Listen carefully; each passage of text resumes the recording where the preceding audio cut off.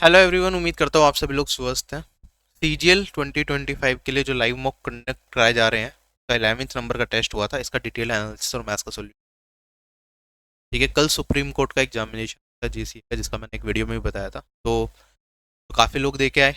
तो ओवरऑल अगर हम देखें तो काफ़ी बच्चों के मैसेज आए इस चीज़ को लेके कि ओवरऑल पेपर का लेवल काफ़ी ज़्यादा आसान बनाया गया उसका भी। तो और जब इतना ज़्यादा आसान पेपर अगर बनाया जाता है तो चीज़ें लग बेस्ट हो जाती हैं। ये लोगों का रिव्यू है, बाकी कह नहीं सकते। और काफ़ी सारे लोगों ने ये भी बताया कि कंप्यूटर की क्लासेस देखी थी राधिका मैम वाली प्लेलिस्ट में, और वो सारे के सारे क्वेश्चंस इजीली कर पाए। तो इसकी फ्री ई बुक और प्लेलिस्ट आप लोगों के लिए यूट्यूब पे फ्री रहती है कंप्यूटर की, तो आप चैनल पे देख सकते हैं। बाकी जो ये लाइव मॉक 11 हुआ, कमेंट सेक्शन में कमेंट करके बताइएगा कि इसमें आपका स्कोर कितना आया पिछले मॉक के कंपेरिजन में, क्योंकि इस मॉक का लेवल पिछले मॉक से हार्ड था। ठीक है, देखो 2025 का एग्जामिनेशन जून जुलाई में नोटिफिकेशन में लिखा हुआ है। अब देखते हैं कब होता है। लेकिन अगर आप अभी भी सीरियस नहीं हो अपनी तैयारी को लेके, तो सीरियस हो जाइए कि अब टाइम ज़्यादा बिल्कुल भी नहीं बचा है। और अगर देखो, वेंडर चेंज है, क्वेश्चन बनाने वाली एजेंसी तो 100% चेंज हो ही चुकी है। तो चीज़ें थोड़ी सी 19-21 होंगी। ये नहीं है कि जिस पैटर्न पे आप तैयारी करते हुए आ रहे हैं तो वो 100% आपको चीज़ें वैसी मिलेंगी। आपको अलग अलग टाइप के क्वेश्चंस भी साथ के साथ प्रैक्टिस करने चाहिए। भी ठीक ठाक क्वेश्चंस हैं जो मैं शॉर्ट्स में डाल रहा हूँ वो क्वेश्चन पे, या फिर जो पेपर भी आप दे रहे हैं, तो बिल्कुल भी ऐसा रिलाई मत करके बैठ जाना कि 2024 का जैसा प्री का पेपर थे वैसे ही पेपर आपका आ जाएगा अगले साल। इस बार जब भी वेंडर चेंज होता है, चेंजेस आते हैं, क्वेश्चन के पूछने के तरीके में भी बदलाव आते हैं, तो you should be ready for everything. तो वैरायटी ऑफ क्वेश्चन जितना आप प्रैक्टिस करेंगे उतना बेटर रहेगा। इसलिए मॉक के लेवल पे भी हमने क्वेश्चंस का लेवल थोड़ा थोड़ा इंक्रीज किया है आपके लिए, जिससे कि आप हर तरह की सिचुएशन के लिए रेडी रहें। बाकी ये आरबी की वेबसाइट पर जाके आप लाइव टेस्ट देख सकते हैं। यहाँ पे टोटल 11 हो चुके हैं, और जो पेड टेस्ट सीरीज यूजर हैं वो पुराने टेस्ट भी दे सकते हैं लाइव, और जो एक्स्ट्रा टेस्ट है वो तो अलग आपको मिलेगी। और टेस्ट 25 एक कूपन कोड है जो आज के लिए और इनेबल कर दिया है, जिसमें आपको 25% डिस्काउंट मिल जाएगा जो भी टेस्ट सीरीज आप परचेज करेंगे। एप्लीकेशन पे इस तरीके से देख सकते हैं। प्लेलिस्ट में जो भी मैं टेस्ट देता हूँ उसका मैथ्स का सोल्यूशन भी कराता हूँ, तो ये प्लेलिस्ट में आपको मिल जाएगा एनालिसिस और सोल्यूशन। बाकी ये जो टेस्ट था ये 15,000 लोगों ने दिया था। ठीक है, ये टेस्ट आप आज भी दे सकते हैं। इसमें अगर हम देखें एवरेज स्कोर 114 रहा है 200 मार्क्स में से। ठीक है, तो ओवरऑल मीडियन स्कोर रहा है यहाँ पे हमारे पास 121। Overall level moderate to difficult की साइड कह सकते हैं इसमें। और जो एस्पिरेंट्स का स्कोर है 150 या 150 से ज़्यादा स्कोर करने वाले सिर्फ 490 एस्पिरेंट्स थे आउट ऑफ 15,000 एस्पिरेंट्स। ठीक है, तो जब इस तरीके का पेपर हल्का सा भी हार्ड बना दिया जाए ना, बहुत बच्चे होते हैं जो बहुत खुश हो रहे होते हैं, 150 आ रहे हैं मुख में, 160 आ रहे हैं, 170 तक भी पहुंच रहे हैं। जैसे ही थोड़ा सा लेवल बढ़ाया तो उनके सारे कंसेप्ट हिल जाते हैं, मुश्किल क्वेश्चन देखते ही पैनिक कर जाएंगे और स्कोर एकदम धड़ाम से नीचे गिरना स्टार्ट हो जाता है। ठीक है, तो आपको ऐसे सिचुएशन के लिए भी रेडी रहना है, और अच्छे लेवल के पेपर के लिए भी आपको आर्ट ऑफ स्कीपिंग आपको आनी चाहिए कि किस क्वेश्चन को छोड़ना है, किसको बाद में करना है, इस तरह की चीजें। बाकी ओवरऑल परसेंटाइल आप देख सकते हैं कितने मार्क्स पे कितनी कितनी परसेंटाइल यहाँ पे बनेगी। अगर ओवरऑल लेवल की बात की जाए, जैसे कि मैंने बताया ये मॉडरेट है, और रीजनिंग से स्टार्ट करेंगे तो रीजनिंग का लेवल भी मॉडरेट था, जिसमें एवरेज स्कोर 35 था और मीडियन स्कोर 37 था, जो मेरे हिसाब से अच्छा स्कोर माना जाएगा। अगर आप 42 या 42 प्लस लेके आए, that's a good score in this test for reasoning section. अगर जीके की बात करेंगे तो जीके में अगर आपको 25 या 25 प्लस है तो ठीक स्कोर माना जाएगा। एवरेज स्कोर 19 है, मीडियन भी 19 के पास ही है। ओवरऑल लेवल हम इसे मॉडरेट माइनस कह सकते हैं। ठीक है, अगर मैथ्स की बात करें इसका लेवल मॉडरेट टू डिफिकल्ट की साइड गया है। एवरेज स्कोर सिर्फ 27 है और मीडियन स्कोर 29.5 है, जो ठीक ठाक स्कोर माना जाएगा। अगर आप इसमें 38 या 38 प्लस स्कोर करते हैं, डेट्स इज अ ठीक स्कोर मेरे हिसाब से। अगर आप इंग्लिश की बात करेंगे तो इंग्लिश में जो एवरेज स्कोर रहा है वो 33 रहा है, median score 35, overall level moderate रहा है। जो अच्छा स्कोर इंग्लिश में माना जाएगा वो अगेन 42 प्लस माना जाएगा। ठीक, तो कम से कम आपको इतना इतना स्कोर तो करना है इन सेक्शंस में, जिससे कि आप सेफर साइड रह सकें। और आपकी तैयारी, ऐसा भी होता है कुछ बच्चों का कुछ पर्टिकुलर सेक्शन ज़्यादा स्ट्रॉन्ग है, तो उसे अगर एक सेक्शन में वो ज़्यादा स्कोर कर देते हैं तो दूसरे स्कोर सेक्शन में थोड़ा सा कम भी आ जाए तो चल जाएगा। लेकिन जितना मैं बता रहा हूँ इतना तो एटलीस्ट लेके आइए, और जो सेफ स्कोर रहेगा, देखो 2025 में अब तक का हाईएस्ट कॉम्पिटिशन हो सकता है मैं देखने को मिला। ठीक है, क्योंकि पेपर का लेवल हार्ड था, इसलिए सेफ स्कोर यहाँ पे यूआर का 128, ओबीसी का 134, ईडब्ल्यूएस का 132, एससी और एसटी। जो ये पेपर है ना, ये आपको पिछले साल जो 2024 में पेपर हुआ था उसकी हार्डेस्ट शिफ्ट की तरह दिखेगा लगभग। ठीक है, जो हार्ड शिफ्ट्स गई थी उनकी उसकी तरह। तो आपको इस तरह के पेपर के लिए रेडी रहना है। हालांकि जब इतना मुश्किल पेपर होगा तो कट ऑफ बहुत ज़्यादा हाई नहीं जाएगी। अगर एसएससी भी पेपर का लेवल मेंटेन कर देता है तो आपकी कट ऑफ थोड़ी नीचे आ जाएगी। लेकिन पेपर का लेवल अगर वैसे रहता तो कट ऑफ भी हाई जाती है आपकी, और साथ के साथ दूसरी चीज़ ये होती है कि फिर ये लगता है यार इतने नंबर कैसे लेके आए, हल्की सी भी मिस्टेक होगी सिलेक्शन से बाहर, तो बहुत सारी चीज़ें हैं। खैर, लेकिन अपनी तैयारी, क्योंकि वेंडर चेंज होगा इस बार, क्वेश्चन बनाने वाली एजेंसी ऑलरेडी चेंज हो चुकी है, तो आपको रेडी रहना हर तरीके से। टोटल 11 मॉक हुए हैं, उनका डिटेल्ड एनालिसिस आप इस यहाँ पे देख सकते हैं, ठीक है। और कंप्लीट तैयारी के लिए अगर आपको लगता है कि कोर्सेज की रिक्वायरमेंट है तो कोर्स परचेज कर सकते हैं, अदरवाइज जो आपने चीज़ें पढ़ रखी हैं, अगर आपने कोर्स कवर कर रखा है तो उसे एक बार रिवाइज करिए अच्छे तरीके से और ज़्यादा से ज़्यादा टेस्ट दीजिए, उससे आप आगे बढ़ेंगे, ठीक है। मैथ्स के सोल्यूशन को हम स्टार्ट करते हैं। पहला क्वेश्चन हमारे पास, क्वेश्चन में कहता है एक ट्रायंगल एबीसी और डीईएफ सिमिलर ट्रायंगल्स हैं, उनके एरियाज भी दे रखे हैं, ईएफ दे रखा है, तो हमें बताना बीसी का मान क्या होगा। तो जब इस तरह की चीजें हों, दो सिमिलर ट्रायंगल है, तो हमें पता है एरिया का रेशियो का रूट साइड के रेशियो के बराबर हो जाता है। 40.5 को मैं 81/2 लिख सकता हूँ, और यहाँ पे 72 है, इनका रूट कर दो, ये किसके बराबर हो जाएगा? आप कहेंगे सर ये 144, यहाँ पे आ जाएगा मेरे पास 9/12, ये कोरोस्पोंडिंग साइड के रेशियो के बराबर। और पहले एबीसी की बात कर रहे हैं, तो एबीसी की साइड कोरोस्पोंडिंग मेरे को बीसी बतानी है, और हमसे मान किसका पूछा गया है? ईएफ का। तो ईएफ गिवन है, ये है 10, बीसी का मान पूछा गया है। सोल्व करेंगे, अपना आंसर निकाल लेंगे। आप कहेंगे सर ये 3 है और ये 4 है, ठीक है, 30/4, बीसी का मान आ जाएगा 7.5। क्लियर? चले अगले सवाल पे हम। नेक्स्ट क्वेश्चन में कहता है जो टैप ए है वो 25 मिनट में टैंक को फिल कर सकता है, टैप बी 40 मिनट में, और एक टैप सी है जो कि 20 मिनट में टैंक को खाली कर सकता है। पहले 7 मिनट तक ए और बी को खोला गया, और उसके बाद टैप सी को खोला गया, तो हमें बताना है टोटल टाइम कितना लगेगा टैंक को फिल करने में। तो हमारे पास देखो, ए 25 मिनट में फिल कर सकता है, बी 40 मिनट में, और सी खाली कर सकता है हमारे पास 20 मिनट के अंदर। सी खाली करने वाला है, तो मैंने ऐसे मार्क कर दिया।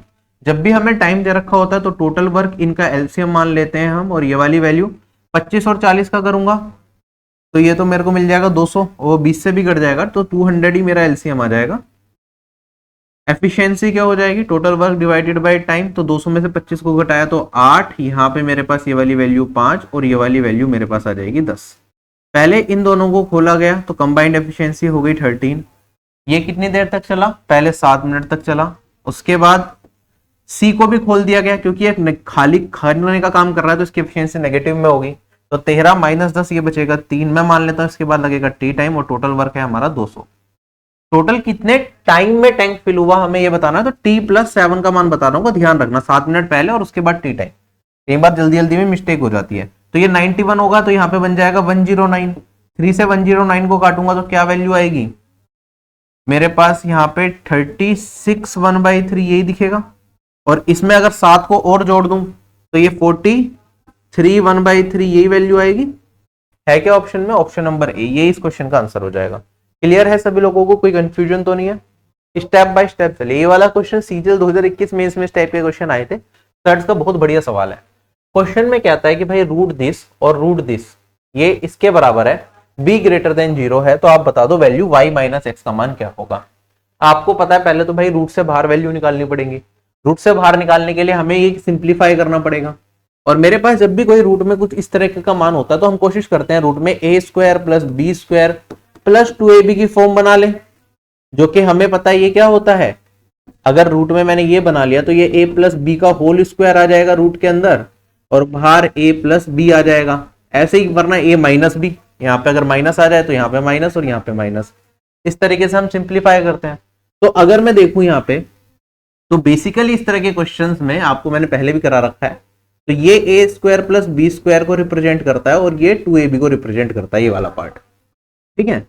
अब यहाँ पे दिक्कत क्या है भाई, 2 मुझे मिल ही नहीं रहा। यहाँ तो 2 है, यहाँ पे 2 को कोई फैक्टर नहीं है, तो आपको 2 का फैक्टर करने के लिए आप पूरे में 2 से मल्टीप्लाई कर सकते हैं क्या? अगर सपोज करो मैं यहाँ पे पूरे में √2 से मल्टीप्लाई कर दूं, और उस ऊपर भी √2 से मल्टीप्लाई कर दूं, कुछ फर्क पड़ेगा? नहीं पड़ेगा। तो एक काम करते हैं, ऊपर नीचे √2 से मल्टीप्लाई कर दो आप, तो मेरे पास यहाँ पे ऊपर का जो रूट बनेगा ये बन जाएगा 38 इंटू में 2, ये बन जाएगा 76,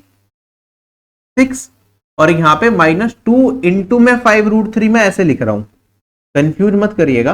और ऐसे रूट 2 से अगर इधर मल्टीप्लाई कर दिया तो रूट में मेरे पास 52 और यहाँ पे प्लस 2 इंटू में 7√3, कोई दिक्कत नहीं। अगर ये स्टेप आपने कर दिया भाई क्वेश्चन खत्म हो गया, फिर आपको कोई भी दिक्कत नहीं आएगी। अब मैंने ऊपर नीचे क्यों करा, क्योंकि भाई यहाँ पे 5 था, क्योंकि यहाँ पे भी 2 नहीं दिख रहा था और यहाँ पे भी, दोनों जगह कर दिया मैंने इसलिए मल्टीप्लाई।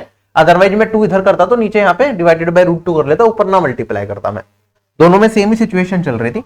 अब देखो सिंप्लीफाई कैसे करेंगे, 2 को भूल जाओ, यहाँ पे 7√3, तो इसे ब्रेक करना है कि 2 पार्ट में करूं कि इनका स्क्वायर का सम तो ये बने और मल्टी प्रोडक्ट ये बने। तो आप कहेंगे सर यहाँ पे ये देखो 7 और √3, इन दोनों का अगर मैं स्क्वायर कर देता हूं और सम कर देता हूं तो क्या मेरे पास यहाँ पे 49 + 3 52 बन जाएगा। तो मैं कहूंगा रूट में ये 7 + √3 का होल स्क्वायर बनेगा, तो बाहर निकलेगा 7 + √3। क्या निकलेगा, 7 + √3। बहुत बढ़िया सवाल है, लास्ट में करने वाला सवाल है ये। और ऐसे ही अगर मैं इधर देखूं तो 76 है, ध्यान रखना आप, 5 का स्क्वायर प्लस √3 का स्क्वायर करूंगा तो 25 + 3 28 बनेगा, तो 76 है। क्या मैं इसे 5√3 × 1 में ब्रेक कर सकता हूं। आप कहेंगे सर ये 5√3 और इधर कर लो 1, तो इसका स्क्वायर करूंगा तो मेरे पास क्या मिलेगा 75, और इसका स्क्वायर करूंगा तो मेरे को क्या मिलेगा 1, इन दोनों का सम क्या हो गया 76। तो मैं कह सकता हूं 5√3, माइनस का साइन है तो बड़े में से छोटे को घटाते हैं तो -1, मेरे पास रिजल्ट बनेगा ये। अब इसमें सिंप्लीफाई करना, डिनोमिनेटर में 23 चाहिए तो आपको पता है रेशनलाइज करना पड़ेगा।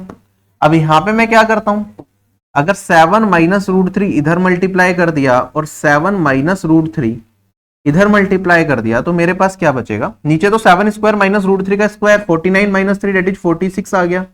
ठीक है, अब आप देख रहे हो 23 से कनेक्ट कर पा रहे हैं हम। अब यहाँ पे पूरा मल्टीप्लाई करके मेरे को करना पड़ेगा, 5√3 इंटू में 7, ये आ गया 35√3।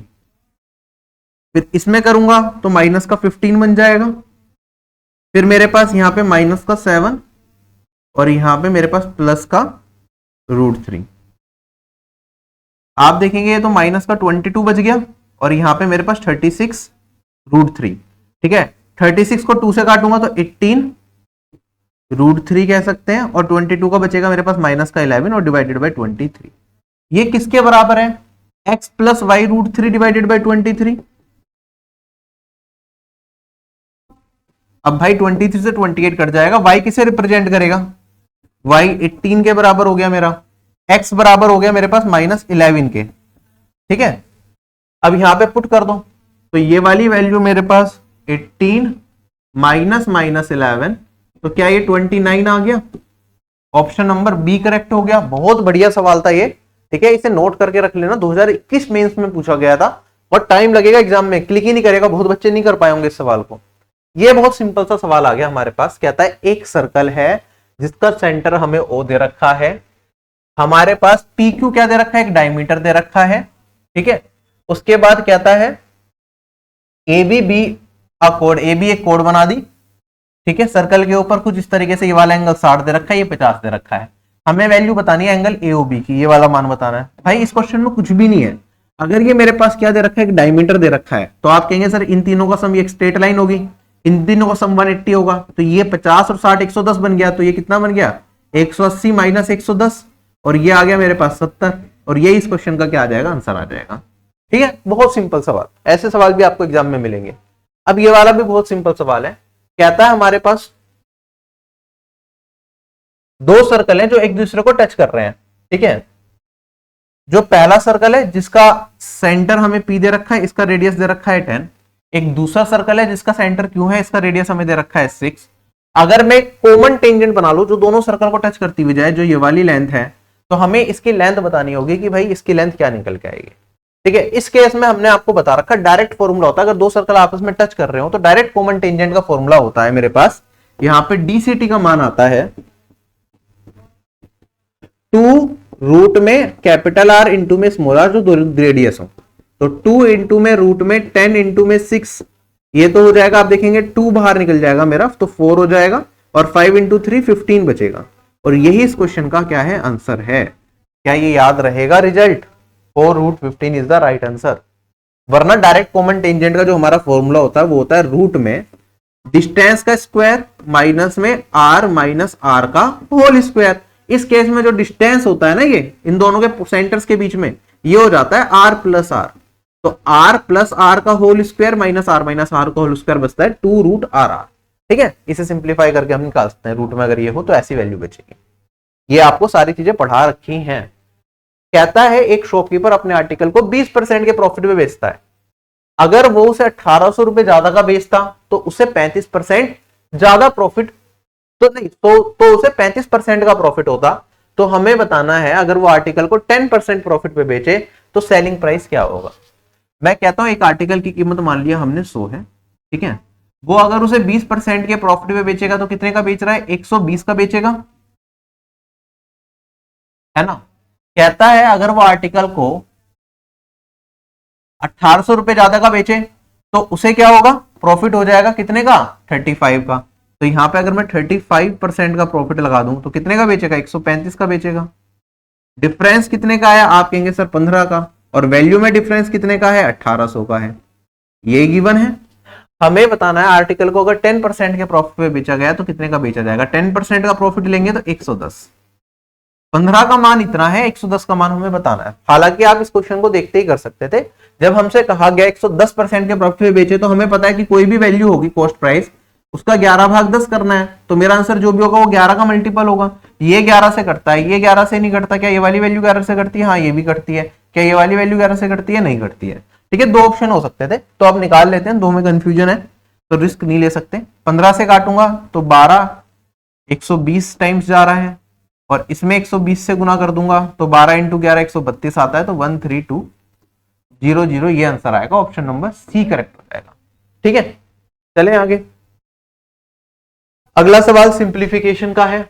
देखो सीधा सीधा है, जब भी आपको सिंप्लीफिकेशन का बोर्ड मार्क्स का ऐसा सवाल दिखे तो आपको पता है प्लस माइनस सेपरेटर की तरह काम करते हैं। तो जहां प्लस माइनस है वहां ब्रैकेट लगा दो जिससे कि चीजें आसान दिख जाए मुझे। तो यहाँ पे माइनस के है, कोई दिक्कत नहीं है, प्लस माइनस ये सेपरेटर है ऑलरेडी, और ये हो गया। आगे इधर डिवीजन और सब्ट्रैक्शन है। आपको पता है यहाँ पे ब्रैकेट ऑफ डिवाइड मल्टीपल पहले डिवीजन होता है फिर मल्टीप्लीकेशन होता है। तो डिवीजन की प्रायोरिटी ज्यादा है, तो जहां जहां डिवीजन है इसमें ब्रैकेट लगा देता हूं, मल्टीप्लीकेशन बाद में कर लेंगे। ठीक, तो थोड़ा सा मैंने सिंप्लीफाई कर लिया ये कैसे सोल्व करना। अब स्टेप बाय स्टेप चलते चलो। जैसे 9 से काटूंगा तो 80 आ गया, फिर यहाँ पे 14 से काटूंगा तो 60 आ गया, माइनस के इसमें करूंगा तो ये 100 बन गया, 16 से काटूंगा तो ये 60 बन गया, और ये काटूंगा तो ये 3 बन गया। हो गया सोल्व। अब क्या रह गया इस क्वेश्चन के अंदर, ये बन गया 180, 100 प्लस 80 180, कट के बन जाएगा 0, के उधर चला जाएगा, इधर रह जाएगा 60।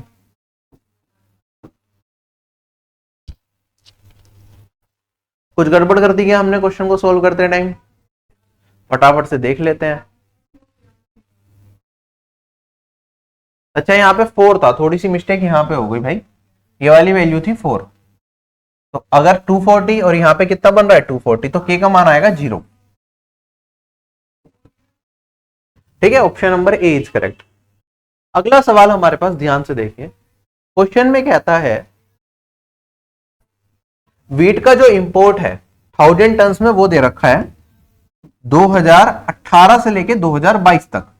ठीक है, हमें बताना है रेशियो क्या होगा below average import to those above average import. तो जो एवरेज है उससे बिलो एवरेज जितना इंपोर्ट है उसका रेशियो बताना है अबव एवरेज इंपोर्ट के ईयर्स के साथ। ध्यान रखना है वैल्यू से नहीं ईयर से। तो सबसे पहले तो हमें इनका एवरेज निकालना पड़ेगा। अब देखो थोड़ा सा स्मार्टली प्ले कर सकते हैं आप, बेसिक से तो सम करके डिवाइडेड बाय 5 करके आप निकाल सकते हैं, डेविएशन कंसेप्ट भी निकाल सकते हैं। आप देखो इनकी मिडिल वैल्यू कौन सी दिख रही है, 36 32 34 37 35, 35 जनरली बीच में दिख रहा है। तो मैं इससे कंपेयर करने की कोशिश करूंगा कि भाई मेरा एवरेज इससे ज्यादा आएगा या कम आएगा। तो अगर डेविएशन मेरा क्या हो गया पॉजिटिव हो गया तो एवरेज इससे बड़ा, डेविएशन नेगेटिव हो गया तो एवरेज इससे छोटा। तो 35 से अगर मैं डेविएशन निकालूं तो यहाँ पे आया +1, यहाँ पे आया -3, यहाँ पे आया -1 और यहाँ पे आया +2। तो टोटल डेविएशन यहाँ पे +3 और यहाँ पे -4। तो नेट डेविएशन कितने का आया मेरा -1। तो -1 5 में बटेगा तो 1/5 ये आ जाएगा माइनस का 0.2। मतलब जो एवरेज होगा ना मेरा इसमें 35 में 0.2 घटा दोगे तो 34.8 आएगा डेविएशन कंसेप्ट यूज करेंगे तो। हालांकि मेरे को यहाँ पे एवरेज निकालने की जरूरत नहीं थी, मैंने फिर भी डेविएशन से निकाल दिया, वरना हमें बस ये देखना था कि भाई नेगेटिव में बच रहा है डेविएशन पॉजिटिव में। क्योंकि डेविएशन मेरा क्या कर रहा है नेगेटिव में बच रहा है, उस पर्टिकुलर केस में हम कहेंगे कि एवरेज क्या होगा 35 से छोटा। तो बिलो एवरेज वाले कितने हो गए हमारे पास, एवरेज से बिलो कितने बचे मेरे पास केसेस, आप कहेंगे सर एक तो मेरा ये 32 हो गया और एक ये हो गया 34, है ना, तो दो तो बिलो एवरेज वाले हो गए, और अबव एवरेज कितने बचे, 5 हैं, तो 3 अबव एवरेज हो जाएंगे। तो ईयर्स कितने रेशियो हो गया, 2:3 मेरा इस क्वेश्चन का क्या आ जाएगा सही आंसर, बिलो एवरेज रेशियो अब एवरेज एवरेज अगर हम निकालते हैं। चलें आगे,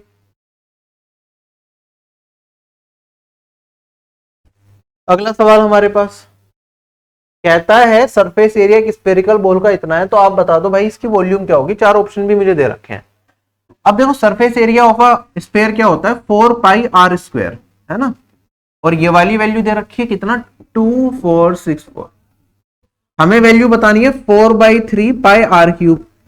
अब देखो ध्यान से समझना, जल्दबाजी में क्वेश्चन को करने की कोशिश मत किया करो, थोड़ा सोचा करो क्या दे रखा है। 4πr² तो ऑलरेडी गिवन है मुझे यहाँ पे, तो 2464 तो है ही, इनटू में मेरे पास r/3, ये करना है अपना आंसर बताने के लिए। अब तो मेरे को किसका मान चाहिए, मेरे को चाहिए रेडियस का मान। रेडियस का मान कहां से मिलेगा, यहां से। अब मेरे को पता है πr² होता है एरिया ऑफ सर्कल, और मैंने कुछ वैल्यूज भी याद की होती हैं कि भाई इस रेडियस पे ये एरिया आता है, इस रेडियस पे ये एरिया आता है, तो मैं पहले इसे पूरा सोल्व ना करते हुए मैं सिर्फ 4 से काट दूंगा, 4 से काटूंगा तो मेरे पास यहाँ पे ये वाली वैल्यू आएगी 616। और आपको पता है πr² 616 कब होता है, सर्कल का एरिया 616 कब होता है, जब रेडियस हमारे पास 14 हो। ये पिछले लाइव टेस्ट में भी मैंने ये चीज बताई थी। ऐसे हमारे पास 154 एरिया दे रखा हो तो रेडियस कितना होता है मेरे पास 7 होता है, पेरीमीटर 44 होता है, ठीक है। ऐसे 616 पे रेडियस 14, पेरीमीटर 22, पूरी टेबल आप लोगों को याद करा रखी है मैंने, पेरीमीटर 88, राइट। तो ये चीज याद होगी तो डायरेक्टली आप करोगे कि भाई इतना देखते ही आपको समझ में आया कि मेरा रेडियस हो गया 14। अगर रेडियस 14 है तो यहाँ पे आप रेडियस को 14 रखोगे और अपना आंसर निकाल लोगे। अब आप देखो क्या ये वाला 3 से कट रहा है मेरे पास पूरा का पूरा, सम ऑफ डिजिट मेरा 3 से नहीं कट रहा, तो ये नहीं कटेगा, तो या तो मेरे को पूरा मल्टीप्लाई करके मैं सोल्व करूं, वरना ऑप्शन से देखो कि अप्रोक्सीमेट आंसर निकाल सकते हैं या नहीं निकाल सकते। अगर मैं ध्यान दूं तो देखो या तो आप 14 से मल्टीप्लाई करके 3 से डिवाइड करोगे, एग्जैक्ट आंसर मिल जाएगा। बाकी ऑप्शन यहाँ पे 14 के रेंज में, 14 के रेंज में 15,000 और ये 15,000 तो हो नहीं सकता क्योंकि 3 से कट नहीं रहा, तो पॉइंट में वैल्यू आएगी, तो ये तीनों में से आंसर है। अप्रोक्सीमेट अगर आप निकालना चाहें तो आप कहेंगे सर यहाँ पे मेरे पास वैल्यू क्या बच रही है, जैसे 14 है, 3 से काटूंगा तो 5 से थोड़ा सा कम है ना, और ये वाली वैल्यू मेरे पास 2500 से थोड़ी सी कम है ना, तो इन दोनों को मल्टीप्लाई भी करता तो 12,500 से कम ही आंसर आएगा मेरा, तो ऑप्शन नंबर बी ही करेक्ट हो सकता है, बाकी तो करेक्ट होंगे नहीं। अगर ऑप्शन में आपने ये देख लिया तो ऐसा कर सकते हैं, ठीक है, अगर ऑप्शन इस तरीके से दे रखे हैं। हालांकि आप बेसिक से सोल्व करेंगे तो भी ज्यादा टाइम नहीं लगना, लेकिन अगर ऑप्शन दूरी पे है तो ये चीज भी दिमाग लगाई जा सकती है कि बहुत गैप आ रहा है, 11,000 और 14,000 में बहुत ज्यादा गैप है। अगर मेरा आंसर 14,000 के आसपास आ जाता तो उस केस में भाई मेहनत करनी पड़ती, फिर तो मेरे को पूरा ही सोल्व करना पड़ता। चलूं क्या आगे मैं, अगला सवाल मेरे पास कहता है निहाल क्या करता है 1,000 रुपए को 10 साल के लिए सिंपल इंटरेस्ट पे जमा करा देता है, ठीक है। 1,000 रुपीज कितने साल के लिए, 10 साल के लिए। फिर अगले साल क्या करेगा वो, 100 रुपए कम, पिछली बार जितने लगाए थे उससे 100 रुपए कम इन्वेस्ट करेगा, फिर उससे अगले साल 100 रुपए कम इन्वेस्ट करेगा, मतलब इस पहले साल उसने 10,000 रुपए लगाए, कितने साल के लिए, 10 ईयर्स के लिए। अब अगली बार फिर क्या करेगा वो 900 इन्वेस्ट करेगा, उससे अगले साल 100 रुपए कम और कर दो 800 इन्वेस्ट करेगा, इस तरीके से वो चलता रहेगा। आगे कहता है कि सेम रेट ऑफ इंटरेस्ट पे लगाता है और मैच्योरिटी भी उसकी सेम है, मतलब प्रेजेंट से 10 साल के बाद उसकी क्या हो जाएगी मैच्योरिटी। मान लो 10,000 रुपए उसने इन्वेस्ट करे टू सन ईयर क्या कहते हैं 2000 में, तो इसकी जो मैच्योरिटी होगी इससे 10 साल के बाद, प्रेजेंट से 10 साल के बाद, अगर मैं इसको डेट भी डाल दूं 1 जन, कंफ्यूज मत होना, तो मान लो इसकी मैच्योरिटी होगी 1 जन 2010 में, प्रेजेंट से 10 साल के बाद इसकी मैच्योरिटी होने वाली है, तो सारा का सारा पैसा निकालेगा। इस बीच में वो और भी पैसे अपने बीच बीच में निवेश करता जा रहा है, हर साल प्रेजेंट से 100 रुपए कम निवेश करेगा। सभी पैसों की मैच्योरिटी डेट सेम है, यही है। क्या इतना पार्ट क्लियर हो गया? आगे बढ़ते हैं। हमें बताना है कि 10 साल के अंत में उसे टोटल कितने पैसे मिल रहे होंगे। ठीक, अब आपको इसे सोल्व करना पड़ेगा कि कितनी बार वो पैसे जमा कराएगा और बाकी किस तरीके से चीजें चलेंगी। तो कब तक वो पैसा डालता रहेगा? आप कहेंगे सर 1 जनवरी 2000 से स्टार्ट किया, 1 जनवरी 2010 में तो मैच्योरिटी है, तो लास्ट जो वो पैसा जमा करेगा वो 1 जनवरी 2009 में करेगा। और आप इस तरीके से साइकिल को ध्यान से देखें तो पहला ये है, फिर 2001 आएगा पहली एंट्री, और ऐसी 9 तक जा रहा है, तो मतलब इसके बाद, इस वाली एंट्री के बाद 2 एंट्री जानी है मेरे पास, तो 900 800 घट घट के लास्ट वैल्यू जो होगी वो क्या मेरे पास 100 के आसपास होगी। एक से लेके 9 एंट्री यहाँ पे होगा और एक ये यहां से लेके यहां तक 9 एंट्री जो एक ये। लॉजिकली आप ऐसे सोच सकते हैं, ठीक है, वरना आप नंबर ऑफ, ये एक अर्थमेटिक प्रोग्रेशन की सीरीज बनेगी, आप कहेंगे सर निकाल लो अपना अपने आप। क्लियर है या नहीं है? तो टोटल पैसा जो हमारा निवेश किया गया वो कुछ इस तरीके से निवेश किया गया है हर साल। हमें बताना है कि 10 साल के अंत में 1 जनवरी 2010 को उसे कितना पैसा मिलेगा।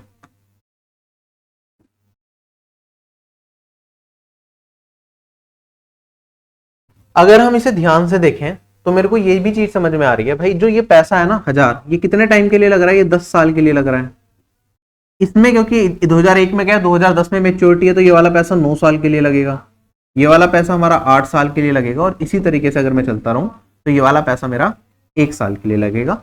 और रेट ऑफ इंटरेस्ट कितना है? हर केस में मेरे पास 10% है। कुछ इस तरीके से चीजें चल रही है। तो सिंपल इंटरेस्ट होता है principal into rate into time divided by 100। तो रेट डिवाइडेड बाय 100, ये तो मेरा कॉमन ही आ गया, 10% क्या आ जाएगा? 1/10 आ जाएगा। अब मेरे पास वैल्यू बचेगी प्रिंसिपल इंटू में टाइम की। तो हमने देखा यहाँ पे 1000 है, इंटू में 10 है, फिर मेरे पास 900 है, इंटू में 9 है, और ये वैल्यू इस तरीके से चलती चली जाएगी। अगर आप यहाँ पे 100 को कॉमन ले लें, ठीक है, तो 10 इंटू 10, फिर 9 इंटू 9, इस तरीके से चलेगा। ऐसे मेरे पास 100 है, इंटू में 1 है। अगर मैं इसे ध्यान से देखूं तो 1/10 है मेरे पास। आप कहेंगे सर 100 को अगर मैं सब में कॉमन ले लेता हूं तो मेरे पास यहाँ पे 10 square plus 9 square plus 8 square, और ये वाली वैल्यू कहां तक जाएगी? ये 1 स्क्वायर तक जाएगी। तो sum of n natural numbers के, मतलब sum of squares of 10 natural numbers हमें करना है। उसका फॉर्मूला भी हमें पता है, तो वो फॉर्मूला हम यहाँ पे लगा देंगे। 100/10 तो मेरे पास बचेगा 10। Sum of squares of n natural numbers होता है n, इंटू में n+1 इंटू में 2n+1 डिवाइडेड बाई 6। इसे सोल्व करके आपका आंसर आ जाएगा। और यहां पे अगर मैं देखता हूं तो ये वाली वैल्यू मेरे पास कितनी बनेगी? 3 से काट दूंगा तो ये वाली वैल्यू 7 बनेगी, 2 से काटूंगा तो ये वाली वैल्यू 5 बन जाएगी। तो मेरा आंसर 5, 7 और 11 से कटेगा। आप चाहें तो कर सकते हैं, वरना 7 इंटू 5 35, 11 से गुना करूंगा तो मेरे पास 5 और 3 8 और 3 और 1 0। ये हो गया मेरा सिंपल इंटरेस्ट। हमसे पूछा मेच्योरिटी पे कितना अमाउंट मिलेगा, तो इसमें प्रिंसिपल को जोड़ना पड़ेगा। प्रिंसिपल कितना होगा? यहां से लेके हमने क्या करा, ये पैसा जमा कराया, तो टोटल प्रिंसिपल निकाल लो। 100 से लेके 1000 तक का सम करना है। अब मेरे पास यहाँ पे आप सम ऑफ, अगर आप यहाँ पे 100 को कॉमन ले लो तो मेरे पास सम ऑफ n नेचुरल नंबर्स निकालना है। तो 1 + 2 + ये कहां तक जाएगा? 10 तक जाएगा। सम ऑफ n नेचुरल नंबर्स क्या होता है? n into n+1 divided by 2, तो 10 इंटू में 11 डिवाइडेड बाई 2, और यहाँ पे इंटू में 100, तो 55 100 ये वाली वैल्यू आ जाएगी मेरे पास। ठीक है, तो प्रिंसिपल में इसमें अगर मैं 55 100 को जोड़ दूंगा तो ये कितना बन गया मेरे पास? बहुत बढ़िया सवाल था ये। 50 और यहाँ पे 55 और 38 83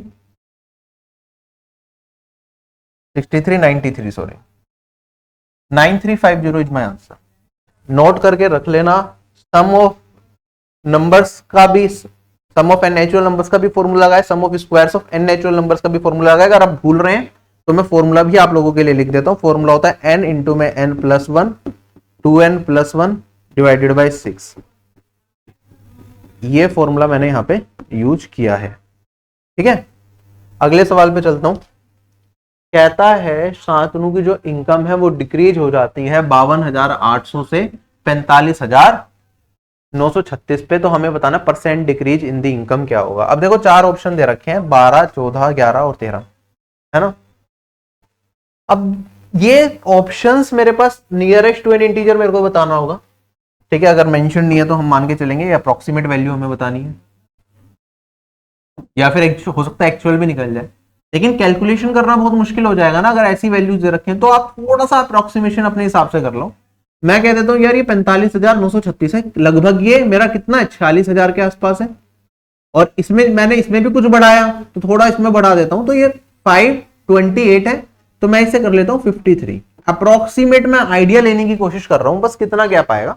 अगर मेरा पॉइंट जो वैल्यू आएगी अप्रोक्सीमेट किसी पर्टिकुलर वैल्यू के मिडल के आसपास होगी तो मैं पूरा करूंगा, लेकिन अगर रफ नियरेस्ट रहेगा तो ज्यादा करने की जरूरत नहीं है। तो मैंने देखा यहाँ पे गैप कितना है मेरे पास 7 का है, तो रिडक्शन हुआ 7 का कितने पे 53, तो 7 डिवाइडेड बाई 53 इंटू में 100% करूंगा तो ये वैल्यू बन गई, और 53 से काटेंगे तो बन जा, और ये बनेगा मेरे पास 130, और 130 अगर मैं जा रहा हूं तो लगभग 3 टाइम जाएगा, तो 13% ही मोर अप्रोप्रिएट है। 13 से थोड़ा सा ज्यादा आ रहा है, लेकिन ये इस वजह से भी आ रहा है क्योंकि ये वाली वैल्यू को मैंने इसमें 200 बढ़ाया है और इसमें मैंने कम बढ़ाया है, जिसकी वजह से चेंजेस थोड़ा ज्यादा दिख रहा है। जो परसेंटेज मेरे को दिख रही है डिक्रीमेंट की वो ज्यादा दिख रही है, इससे थोड़ी सी 13 पॉइंट समथिंग 13 पॉइंट मेरे पास यहाँ पे वैल्यू लगभग 2 के आसपास आती है, वो 2 से थोड़ा सा ही कम जाएगा एक्चुअल वैल्यू, तो 13% is the most appropriate answer. ठीक है, तो माइंड यूज करना है, ये नहीं पूरा कैलकुलेशन करने बैठ जाओ वहां पे और घंटों लगा दो इस सवाल में।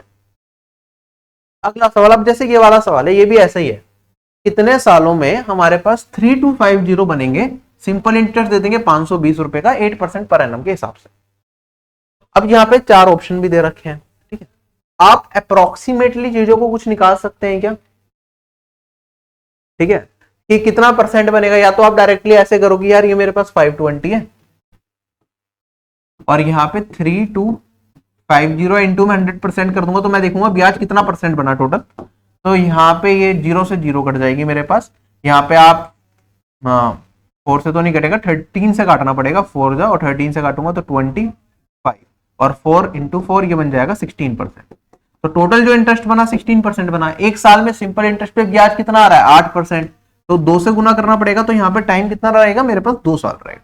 ये हो गया बेसिक तरीका करने का, या सिंपल इंटरेस्ट वाला फॉर्मूला भी लगा सकते थे। डायरेक्ट कैसे करेंगे यार, आप ये बताओ ना मेरे को। देखो 8% समझ नहीं आता, लेकिन मेरे को 10% तो समझ में आता है ना। 10% इसका कितना होता है 325, 20% कितना होता, ये वाली वैल्यू आप कहते हैं सर 650 होता है, ये दिख रहा है।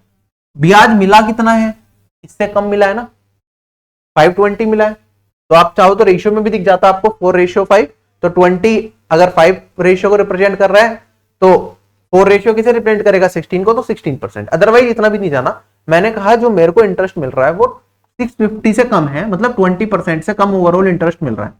20% कब आता 8 के हिसाब से, आप कहते हैं सर 2.5 साल में 20% ब्याज मिलता, तो मेरे को 2.5 साल से कम में ही पैसा निवेश किया होगा, तो 3 साल 3.5 साल 2.5 तो हो नहीं सकता, यही आंसर हो सकता है। समझ आया, ये छोटी छोटी अप्रोचेस होती हैं। ठीक है, इन्हें एक्सप्लेन करना भी बहुत मुश्किल होता है, बट एग्जाम में आपको ये चीज यूज करनी है, अपना माइंड विदाउट पेन करने वाले सवाल होते हैं ये। अब इसमें अगर यहाँ पे मैंने पेन चलाया ना, इसमें टाइम लग गया, अगर मैं इसे विदाउट पेन करता तो मेरा कुछ टाइम नहीं जाता। मैंने देखा यार 325 है, 20% हो जाता 650, 20% से थोड़ी वैल्यू कम है ऑलरेडी, तो 8% के हिसाब से 20 जाने के लिए 2.5 साल लगते, तो 2.5 साल से कम आंसर होगा, तो वो हो गया 2 साल। अगला सवाल मेरे पास 2 सर्कल्स हैं, एक का रेडियस है 4 और एक का रेडियस दे रखा है r, और उनके सेंटर्स के बीच की दूरी हमें दे रखी है 10, कॉमन टेंजेंट की लेंथ दे रखी है √84, तो r का मान बता दो। ठीक है, मेरे पास एक सर्कल और दूसरा सर्कल मैं मान लेता हूं, एक सर्कल का रेडियस 4 है और दूसरे सर्कल का r माना गया। अब छोटा बड़ा हमें नहीं पता कौन सा होगा, तो आप अपनी मर्जी से मान सकते हैं। चलो मैं इसे मान लेता हूं r और इसे मान लेता हूं 4। इन दोनों सर्कल्स के बीच की जो दूरी है, सेंटर्स के बीच की जो दूरी है, ये हमें दे रखी है यहाँ पे कितनी 10, ये √84 दे रखा है। यहां से अगर मैं करूं तो ये r है, ये 4 है, जो भी है हमें बताना है कि r का मान क्या होगा। आप फॉर्मूला लगा देंगे डायरेक्ट कॉमन टेंजेंट का, जो स्टार्टिंग में भी बताया था। आप कहेंगे सर डायरेक्ट कॉमन टेंजेंट का स्क्वायर क्या होता है 84, ये हो जाता है मेरे पास जो बड़े वाला रेडियस है उसमें से छोटे वाले को घटा दो, इसका स्क्वायर, या फिर जो इनके बीच की दूरी है उसमें से हम घटाते हैं बड़े वाले रेडियस में से छोटे वाले रेडियस के स्क्वायर को, तो हमें लेंथ मिल जाती है। अगर मैं सोल्व करता हूं तो यहाँ पे मेरे पास r माइनस r4 का होल स्क्वायर इधर चला जाएगा, और ये 100 माइनस 84 करूंगा तो ये वाली वैल्यू 16 बचेगी, जो कि होता है 4 स्क्वायर। तो हमारे पास यहाँ पे वैल्यू क्या आएगी r माइनस 4, किसके बराबर 4 के, तो r का मान किसके बराबर हो गया 8 के, तो ये आंसर आ जाएगा।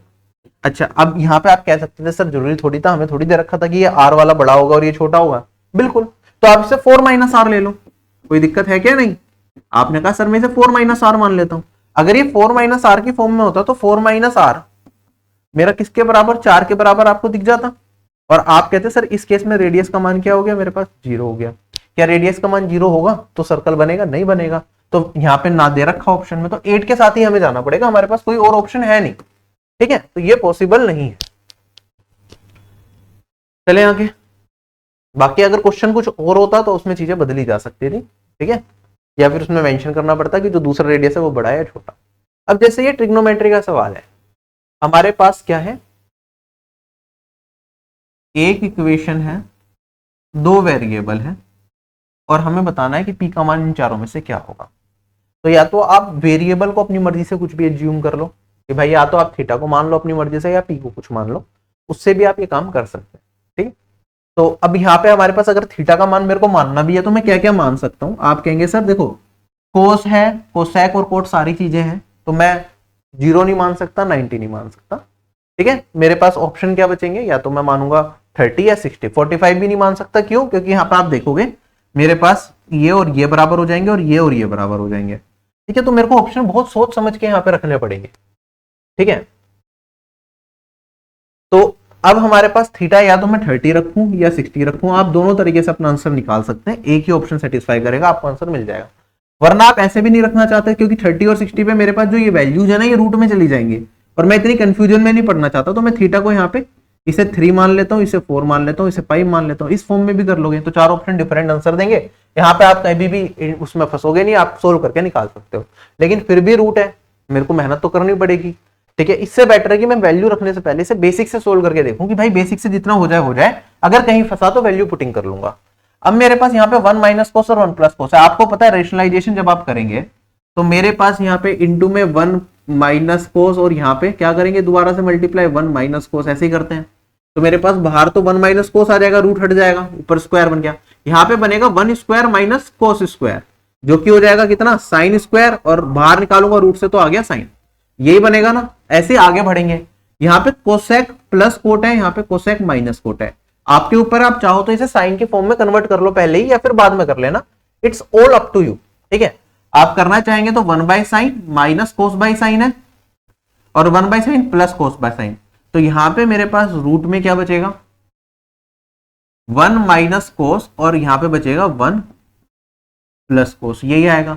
आप फिर से यहां पे इसे रेशनलाइज करेंगे तो मेरे पास यहाँ पे 1 माइनस कोस और यहाँ पे आ जाएगा 1 प्लस कोस, कोई दिक्कत नहीं। हाँ 1 माइनस कोस दोनों जगह माइनस ही आएगा ना।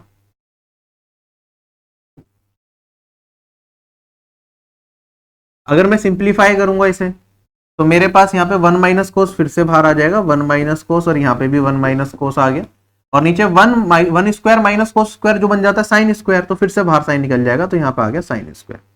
अब इतना बनेगा, अब इतना बनने के बाद आपके ऊपर वैल्यू पुटिंग करो, वरना यहाँ पे मुझे अगर इतना आ गया तो मेरा क्वेश्चन वैसे ही खत्म हो गया।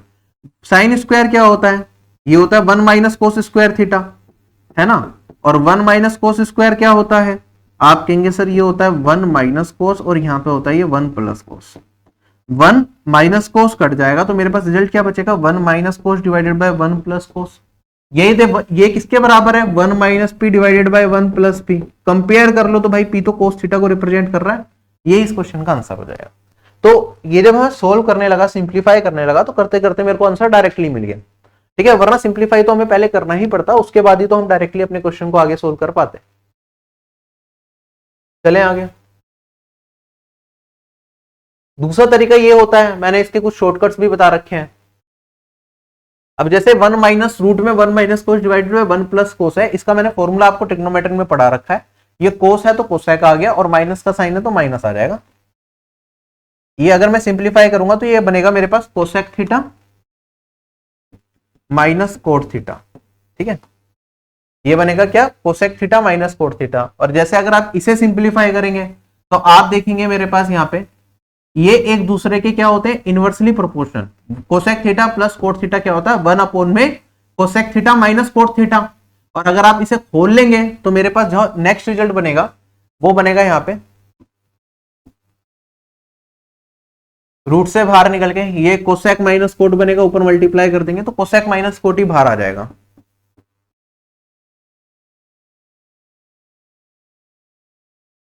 अगेन मेरे पास ये रिजल्ट आएगा। आप इसे सिंप्लीफाई करना चाहो तो मेरे पास कोसेक, इसे आप कन्वर्ट कर लोगे दोबारा कि 1 sine minus cos by sine, तो 1 माइनस कोस बाय साइन है, और यहाँ पे भी अगेन मेरे पास 1 माइनस कोस बाय साइन है। सोल्व करोगे ये वही चीज आ गई ना दोबारा, 1 minus cos by sign, 1 minus cos by sign, simplify करो। ठीक है, दोनों तरीके से कर सकते हैं, अगर कुछ रिजल्ट याद हो तो ऐसे, वरना ऐसे। ये जिस चीज को बच्चे को समझ नहीं आया कोई दिक्कत नहीं है, ठीक है, ये हायर चीजें हैं जो क्लासेस में करी जाती है, बट कोई बात नहीं, बेसिक से तो आपको समझ में आ गया होगा, इग्नोर दैट पार्ट। कहता है एक क्लास है 250 लोगों की, जिसमें 70 लोगों का एवरेज 45 है और 180 लोगों का एवरेज 55 है, तो सारे लोगों का मिला के कितना होगा? देखो 70 का है 45 और रिमेनिंग जो 180 लोग हैं उनका एवरेज कितना है? 55। टोटल का एवरेज बताना है। मैंने आपको बता रखा है डेविएशन कॉन्सेप्ट यूज करा करो एवरेज निकालने के लिए। पहले तो नंबर ऑफ पीपल मैटर नहीं करते एवरेज में, उनका रेशियो मैटर करता है। तो 17 रेशियो, ये हो गया 18। जो मिनिमम वाला उसे हम एज्यूम्ड मीन मान लेते हैं, तो मैंने कहा इससे डेविएशन निकालेंगे। तो यहाँ पे 45 में से 45 घटाऊंगा 0, 55 में से 45 घटाऊंगा तो 10, ये आया डेविएशन। ठीक है, सम ऑफ डेविएशन कितना होगा? 7 इंटू 0 0, 18 इंटू 10, ये हो गया मेरे पास 180। कितने में बटेगा ये? 7 और 18 25। देखो फॉर्मूला क्या होता है, मैं बार बार आपको बताता हूं। ये मेरे पास एवरेज होता है assumed mean plus sum of deviation divided by number of values. ठीक है, तो एज्यूम्ड मीन मैंने 45 माना, सम ऑफ डेविएशन क्या आ गया? 70, 7 इंटू 0 प्लस 18 इंटू 10, ये बन गया 180, और divided by number of values कितनी है? 7 प्लस 18 25। सोल्व करेंगे तो 5 से कट जाएगा पहले, तो 5 और ये 36 आ गया। यहां से काटूंगा 7.2, इसमें जोड़ दूंगा तो 51.2। क्लियर? 52.2 सॉरी। और ये ओरली करने वाला सवाल है, ये लिख के तो बहुत बड़ा हो जाता है डेविएशन कॉन्सेप्ट, मन मन में जितना करोगे उतना आसान है। कहता है मेरे पास यहाँ पे ABC 3 स्टेट दे रखी है, कितने परसेंट पॉपुलेशन लिटरेट है वो दे रखी है, और जो लिटरेट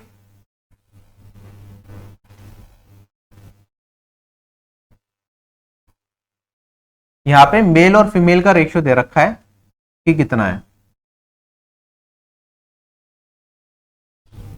ठीक है, ये टेबल ठीक है क्या? इफ स्टेट बिगिंस,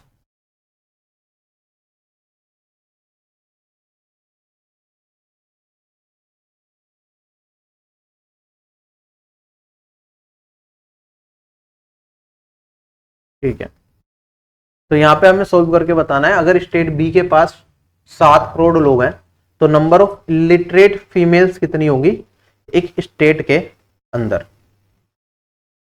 ठीक, तो ये ना थोड़ा देखो टेबल ऐसे है, ये यहाँ पे थोड़ा सा गड़बड़ है, मैं सही कर देता हूँ। ये लिटरेट वाला रिप्रेजेंट कर रहा है और ये इलिटरेट वाला रिप्रेजेंट कर रहा है रेशियो।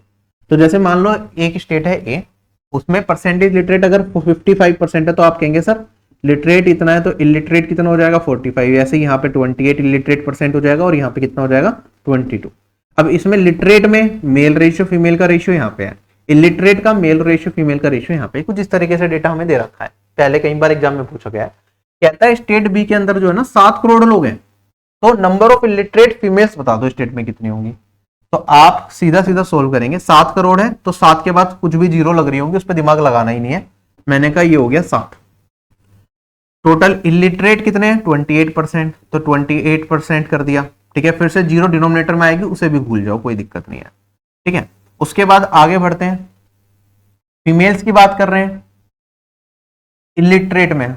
तो यहां पे अगर हम देखें मेल रेशियो फीमेल 3:2 है, तो 2 फीमेल है तो टोटल कितने हैं? 3 + 2 5, तो फीमेल्स इतनी होंगी।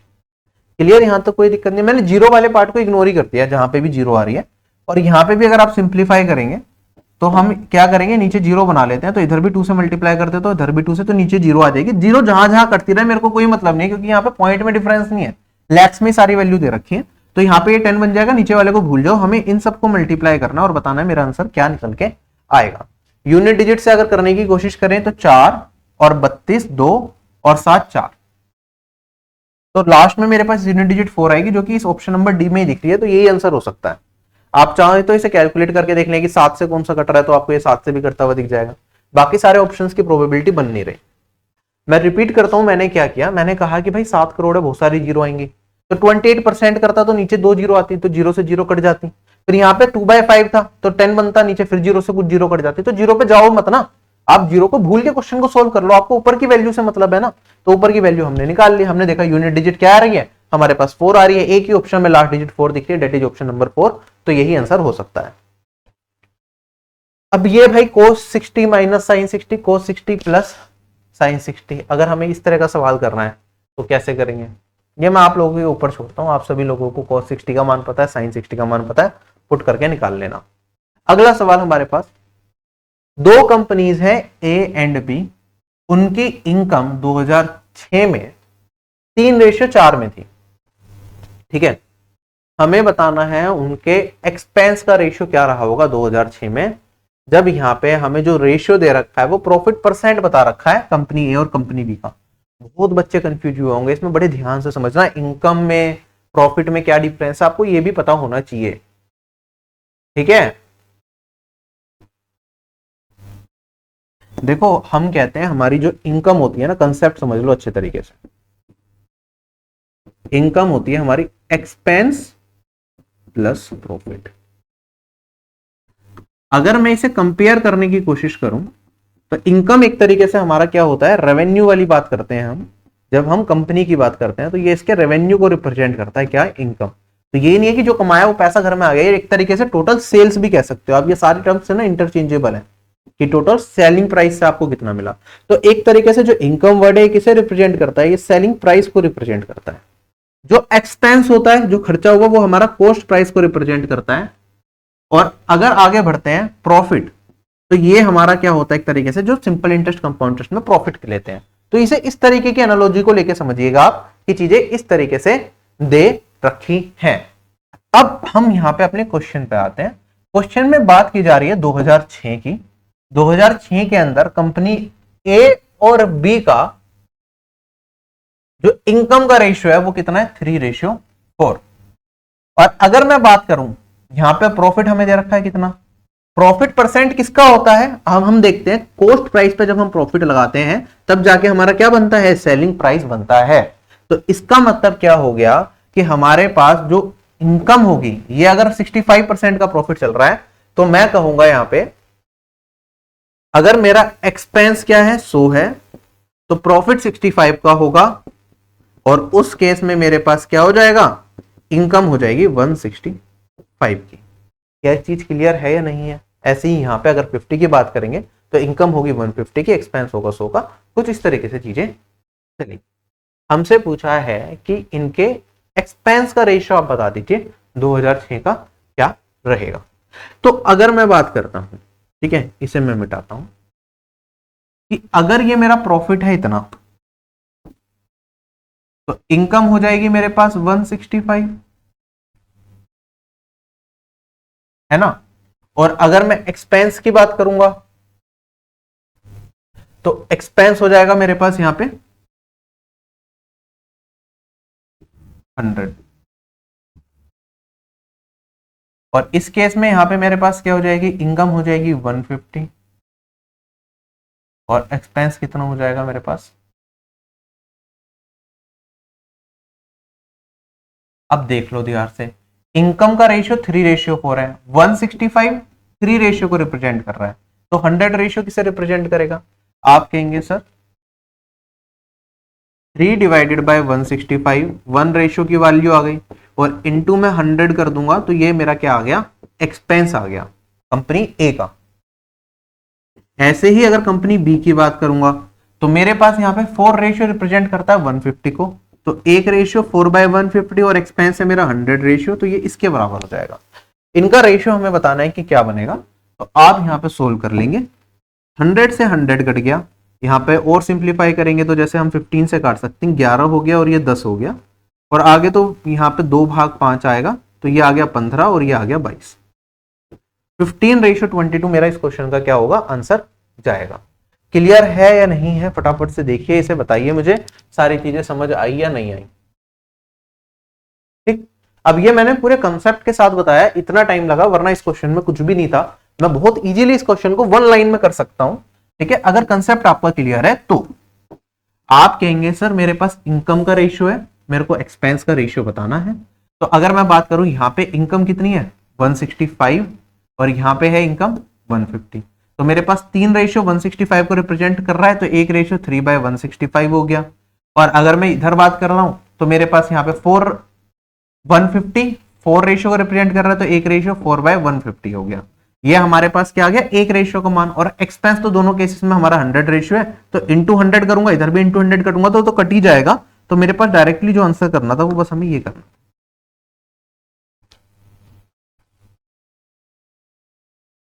क्लियर है या नहीं है? तो डायरेक्टली इससे हमें अपना अब डायरेक्ट आंसर मिल जाता। चलें आगे। अगला सवाल हमारे पास, इसे सोल्व करके वैल्यू बता दो क्या आएगा। सिंप्लीफिकेशन का सवाल है, तो सबसे पहले bracket of divide multiply add subtract, तो ब्रैकेट सोल्व करेंगे। सबसे अंदर वाले से स्टार्ट करते हैं। 3 और 4 12, 13/3 प्लस 5 15 हो गया। 13 प्लस 15 28/3। ठीक है, इस तरीके से देख सकते हो, वरना देखो बेटर तरीका क्या है, इतना भी नहीं करना। मेरे को पता है 4 1/3 को 4 प्लस 1/3 लिख सकता हूं। 5 और 4 9, तो मेरे पास 16 2/3 है। 16 प्लस 2/3 लिख दिया इसे, और यहाँ पे माइनस में मेरे पास 9 और माइनस का 1/3, यही बचेगा। ठीक है, बस समझाने के लिए इतना लिख रहा हूं। तो यहाँ पे 16 में से 9 को घटाऊंगा तो बात बचेगा मेरे पास 7, और यहाँ पे बचेगा 1/3, यही बचा। 7 1/3 को फर्दर सोल्व करूंगा तो मेरे पास, अच्छा यहाँ पे फिर ये डिवीजन में है ना, तो सोल्व कर लेते हैं। तो 22/3 बचेगा ये, और यहाँ पे क्या है 7/2 है। और आगे इन दोनों को डिवाइड पहले करना पड़ेगा, ब्रैकेट है, और इसके बाद मेरे पास ये वाली वैल्यू है 9/4। अगर मैं इधर से पहले ब्रैकेट वाला सोल्व करूंगा तो हमें पता है या तो कुछ कट जाए, नहीं कट रहा है तो क्रॉस मल्टीप्लाई हम इस तरीके से कर देते हैं। तो मेरे पास ये बचेगा 9/4 डिवीजन में यहाँ पे 7 इंटू 3 और डिवाइडेड बाय 2 इंटू 22। अब पैरेलली डिवीजन में हम काट सकते हैं, तो अब यहाँ पे मैं 3 से काटूंगा तो 3 आएगा। 4 2 से कटा, 2 से कटा 11, तो 13 इंटू में 3 33/7, जिसे मैं लिख सकता हूँ 4 5/7। 4 5/7 है, ऑप्शन नंबर ए करेक्ट हो जाएगा। ठीक है, तो ये सारे ट्रिक्स आपको सिंप्लीफिकेशन की जो वीडियो डाली हुई है मैंने क्रैश कोर्स में, वो देख लोगे तो सारे क्लियर हो जाएंगे कैसे कर रहा हूं। अब कहता है यहाँ पे प्रोडक्शन ऑफ रेफ्रिजरेटर्स दे रखा है 1000 में by 5 different companies A B C D and D 2004 से लेके 2007 तक का। ठीक है, आगे बढ़ते हैं। इसमें जैसे 2004 से 2005 में कंपनी ए का प्रोडक्शन यहाँ पे रिप्रेजेंट कर रहा है, 5-6 में यहाँ पे ए का, और 6-7 में यहाँ का, इस तरीके से डेटा दे रखा है।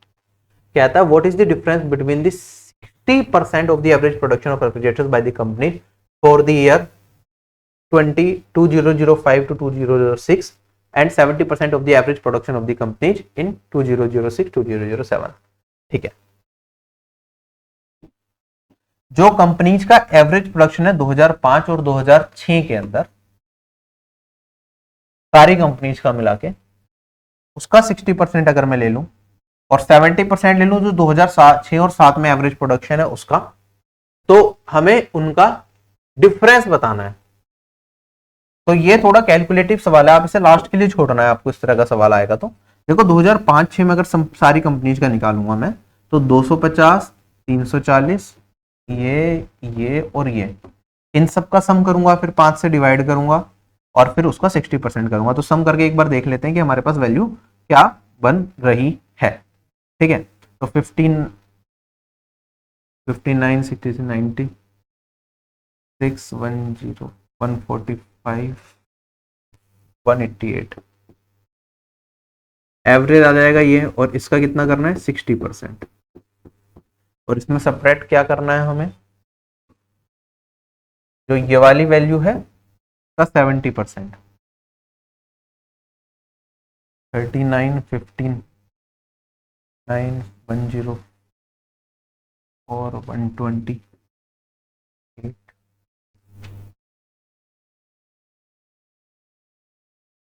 164। कहीं कैलकुलेशन मिस्टेक हो तो देख लेना। इसका 70% एवरेज करके 70%। ठीक है, तो कैलकुलेशन तो है अच्छी खासी। जैसे 60% करूंगा तो 0.6 से मल्टीप्लाई करना है, 0 हट जाएगा तो 6 है, तो दिस इंटू 6 डिवाइडेड बाई 5 है। फिर हमारे पास दिस इंटू 7 डिवाइडेड बाई 5 बचेगा, तो 6 से करूंगा 8 और ऊपर नीचे अगर 2 से मल्टीप्लाई कर दूं तो 10 बन जाएगा मेरे पास। फिर यूनिट डिजिट से कर सकते हैं क्या? अच्छा, बहुत बुरी वैल्यूज दे रखी हैं यहाँ पे, 400 4 4000 और ये सब।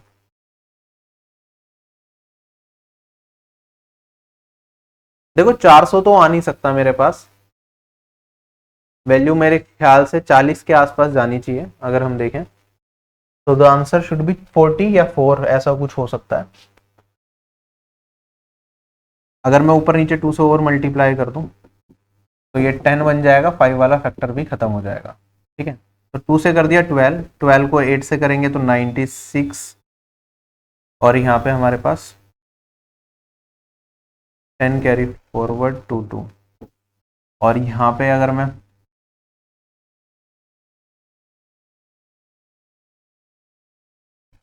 इसमें 14 से करूंगा तो 56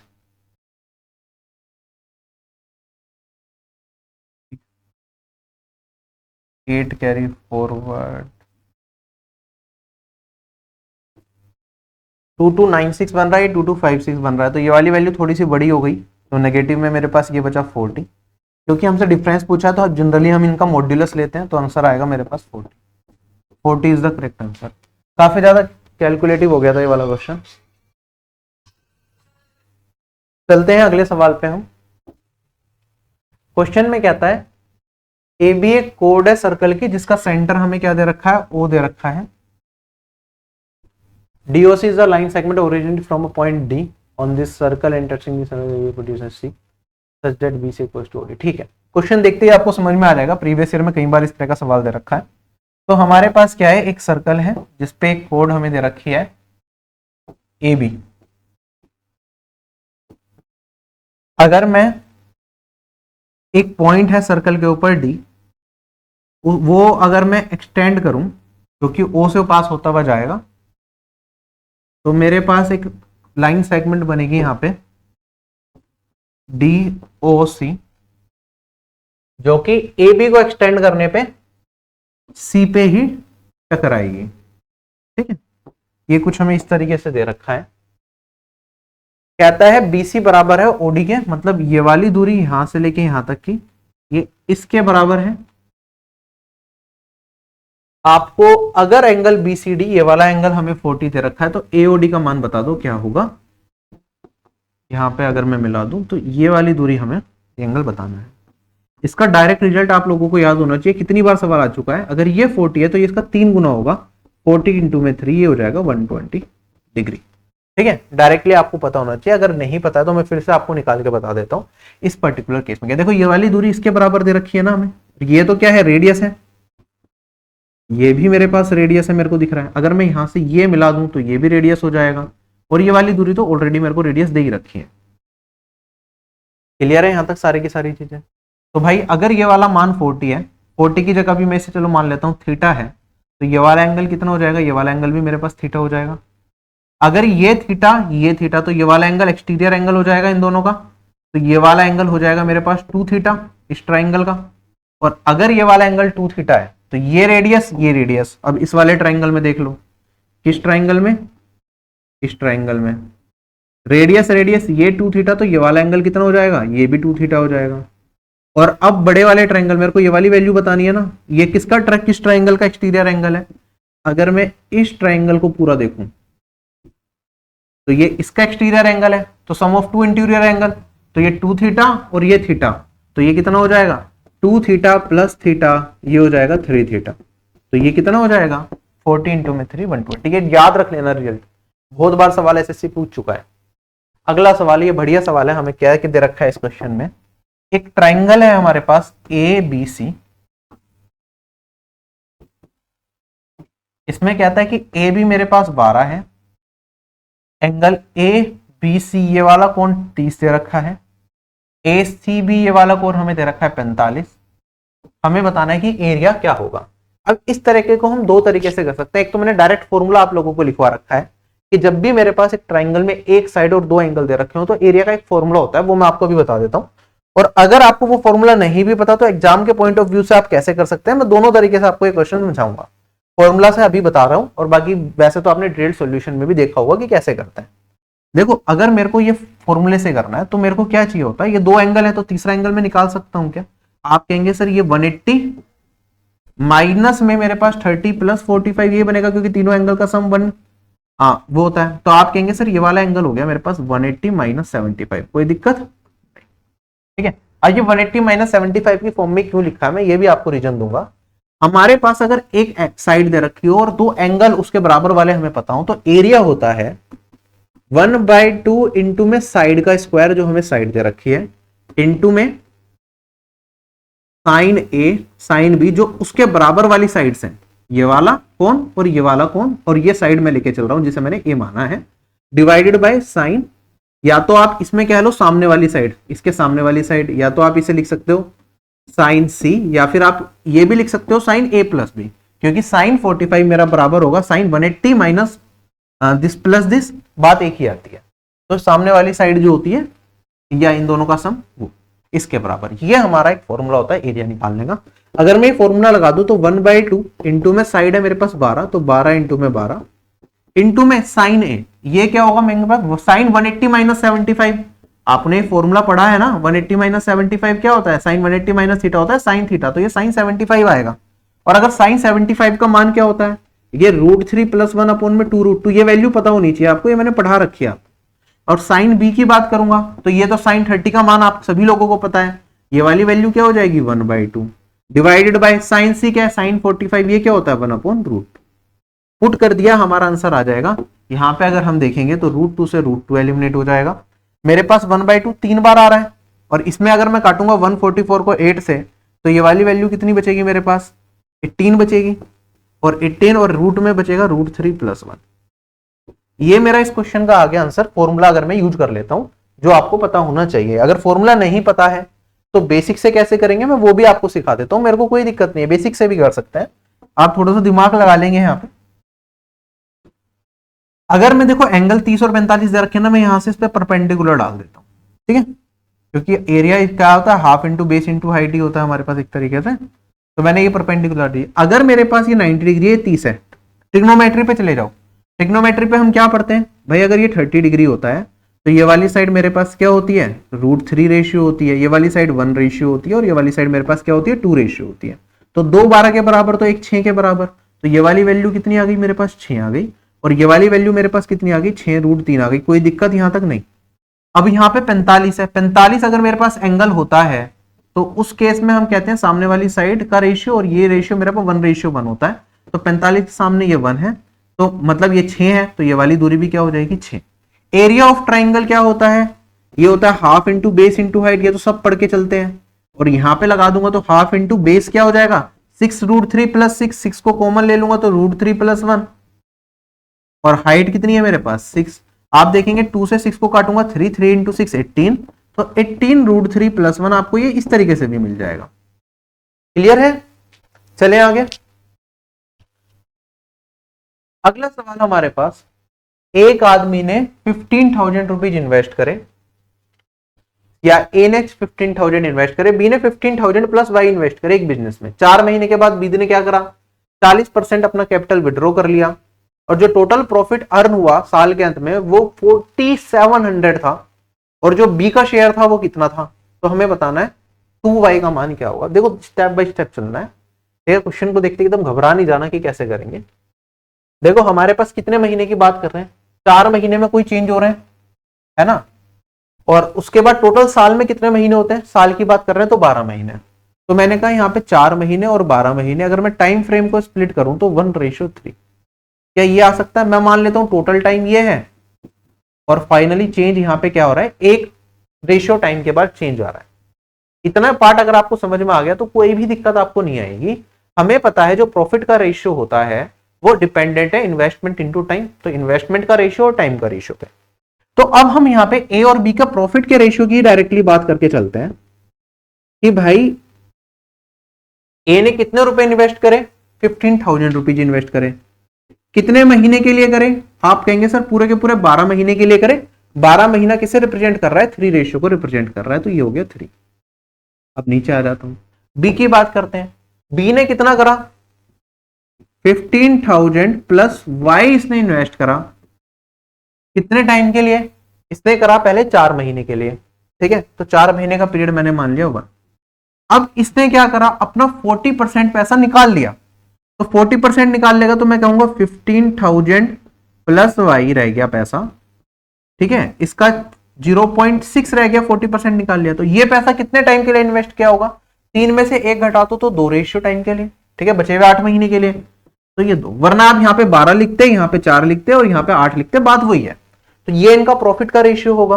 और ये किसके बराबर हो गया भाई, टोटल प्रॉफिट इतना है, बी का प्रॉफिट कितना है 2200 है, तो ए का प्रॉफिट कितना होगा, इसमें से इसे घटा देंगे तो 2500, यही तो आएगा, रेशियो मिल गया। अब हमें सोल्व करके बस 2y का मान बताना है। अब क्या ही रह गया इस क्वेश्चन के अंदर, देखो फटाफट से सोल्व कर लेंगे। पहले तो 2 जीरो से 2 जीरो हटा दो, ये हमें जरूरत ही नहीं है, वो समझाने के लिए बस मैंने लिख दिया था, ठीक है।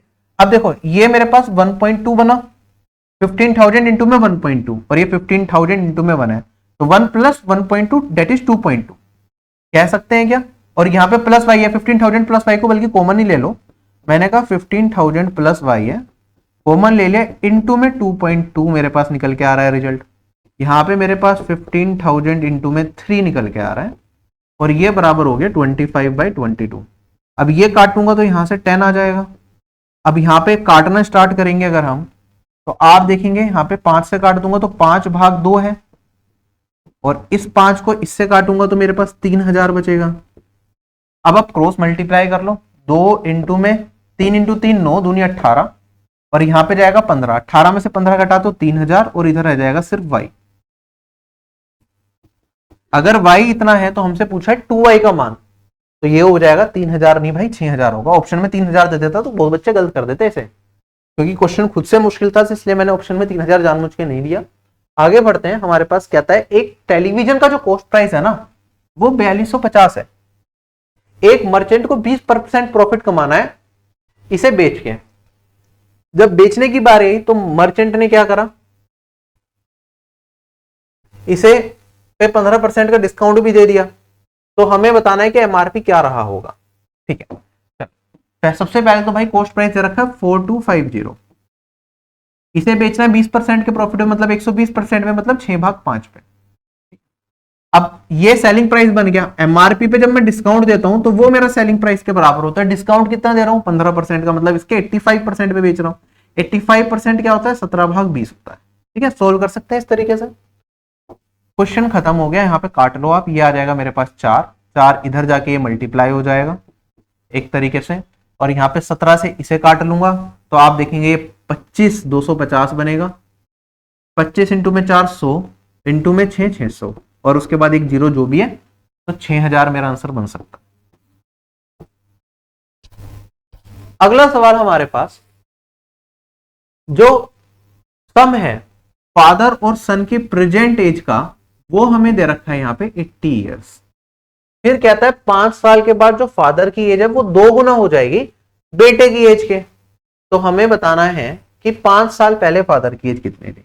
तो फादर और सन की अगर मैं 5 इयर्स की बाद की बात करता हूं तो ये 2:1 होगा। अच्छा, अगर इनके सम की बात करूंगा 5 साल के बाद एज का सम कितना हो जाएगा, आप कहेंगे सर 3:1।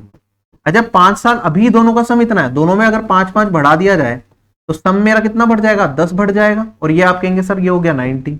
तो 1:1 मेरा किसके बराबर, 30 के बराबर। तो फादर की प्रेजेंट से 5 साल बाद एज कितनी हो जाएगी, 2 इंटू 30, ये हो जाएगी 60। हमें किस पे जाना है, ये 5 साल बाद की एज है, हमें बताना है कि 5 साल पहले कितनी थी। 5 साल माइनस, तो इसमें गैप कितने का आ गया, 10 साल पीछे चले गए ना हम, तो इसमें भी 10 घटा दो तो ये आ गया 50 साल। तो 5 साल पहले फादर की एज 50 साल रही होगी। तो this marks the end of this class. I hope this class, आप ये जो क्लास रही है आप लोगों को काफी ज्यादा इंटरेस्टिंग लगी होगी, बहुत कुछ आपने सीखा भी होगा और आपको ये भी पता चला होगा क्वेश्चंस को कम टाइम में कैसे करना है या क्या बेस्ट तरीका हो सकता है क्वेश्चन को सॉल्व करने का। अगर आपको इस तरह की क्लासेस और आपको अच्छी लगती हैं तो लाइव टेस्ट देते रहिए, और लाइव टेस्ट का एनालिसिस में मैं आपको इतने सारे टेस्ट के सॉल्यूशंस कराता हूं। अगर मैं 2024 का देखूं तो 20 प्री के लाइव टेस्ट हुए, 12 मेंस के सीएचएसएल के हुए और ऐसे ही बहुत सारे टेस्ट आपके सीजीएल मेंस के हुए। ठीक है, तो ओवरऑल 50-60 तो ये हो गए मिक्स क्वेश्चन प्रैक्टिस जो मैंने कराए हैं। इस बार सीजीएल के चल रहे हैं तो 10 से ज्यादा भी मैं यहाँ पे करा चुका हूँ और भी, तो 60-70 लाइव टेस्ट के मिक्स क्वेश्चन के प्रैक्टिस में आपको खुद करा चुका हूँ यहाँ पे। ठीक है, जिसमें एडवांस्ड अप्रोचेस, लेटेस्ट एग्जाम के बेस्ट क्वेश्चन वो सारे इंक्लूड हैं। लेटेस्ट एग्जाम के बेस्ट क्वेश्चन अलग से यूट्यूब पे प्रैक्टिस करवा रखी है मैंने।